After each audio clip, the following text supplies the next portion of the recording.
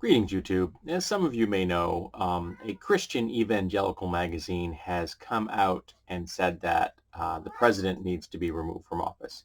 I believe it was, Christianity Today, a prominent evangelical Christian magazine called Twitler a near perfect example of a human being who is morally lost and confused. I might argue the human being part, but did it take these folks to now to notice that he's morally lost and confused? Have you not been paying attention for the last 40 years? Because I have, and he's been morally bankrupt for the entire time he's been in the public sphere. He was a hardcore real estate capitalist. He has lied, he has cheated, he has evaded paying anyone anything he owed them for decades.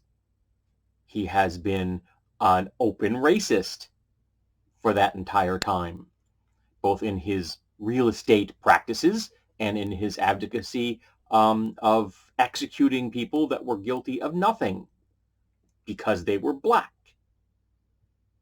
And Christianity Today is just noticing this now. Okay, we're going to continue here. And that he should be removed from office. In an editorial, Christianity Today called Twidler's actions not only a violation of the Constitution, more importantly, it is profoundly immoral. Well, they may be $1 late and a day short, but they're correct. Twidler responded by lashing out on Twitter, calling it a far-left magazine that knows nothing about reading a perfect transcript of a routine phone call and would rather have a radical left non-believer who wants to take your religion and your guns than the President of the United States.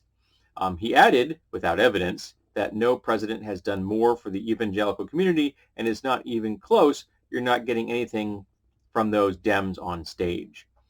Well, I can't give you hardcore evidence, but I know that he has put more conservative judges in place than pretty much anyone since like Reagan, I think. So we're going to be having to deal with the fallout of Twitler's administration for the next 40 years. Seriously. They've put a number of judges in there that are in their 30s and 40s, so they could literally be on the bench until they were in their 70s and 80s, which is, I think, an argument for term limits. Say, you get to be that judge for 20 years, and then we get to get that new judge, because let's face it, that kind of helps to mitigate the harm any single administration can do to the nation. Now, as far as the Dems giving things to the evangelical community, that's morally wrong. It's morally wrong when any political party, gives anything to a specific religious group.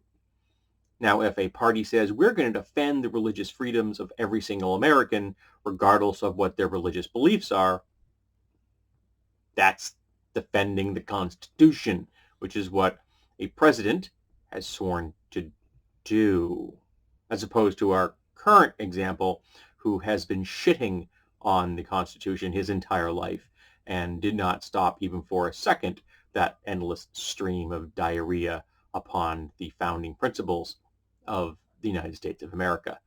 So I'm glad that Christianity Today is on board with this. It may sway a few of the evangelical Christians out there to not vote for, a white nationalist. I don't know if they'll be able to bring themselves to vote for a Democrat, which is the closest we're going to get to a progressive in the upcoming next upcoming election. With any luck, that will be Bernie Sanders, who actually is progressive, though I still don't think he goes quite far enough. But yeah, Christianity Today is not a far-left magazine. They represent evangelical Christians who are social conservatives. Always have been, and I imagine always will be. There aren't a lot of progressive evangelical Christians out there. And part of that, I think, is the evangelical aspect, the need to publicly evangelicize their faith.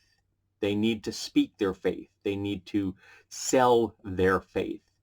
And to me, that is an inherently anti-progressive position, because a progressive person that is religious will tell you that they have a faith if you ask them, but they are not going to try to sell it to you.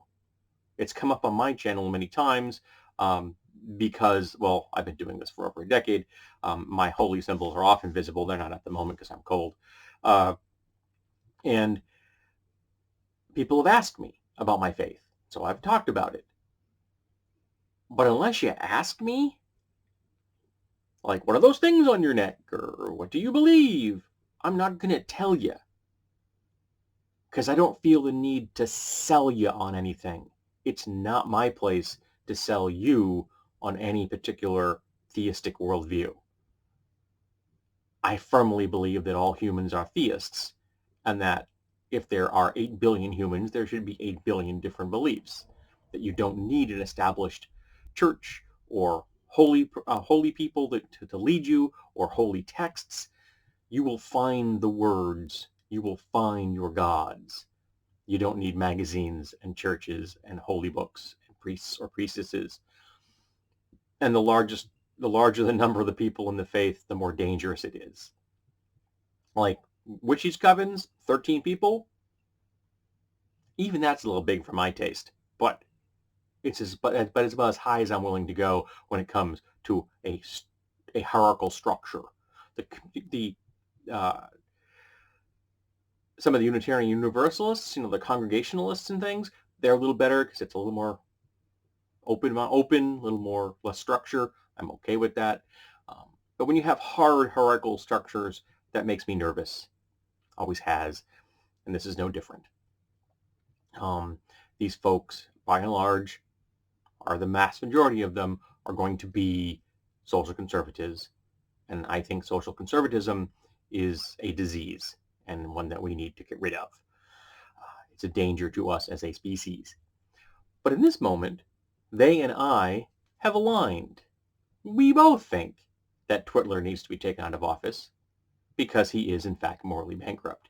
It's just that between they and I've been aware of this apparently for a lot longer than them.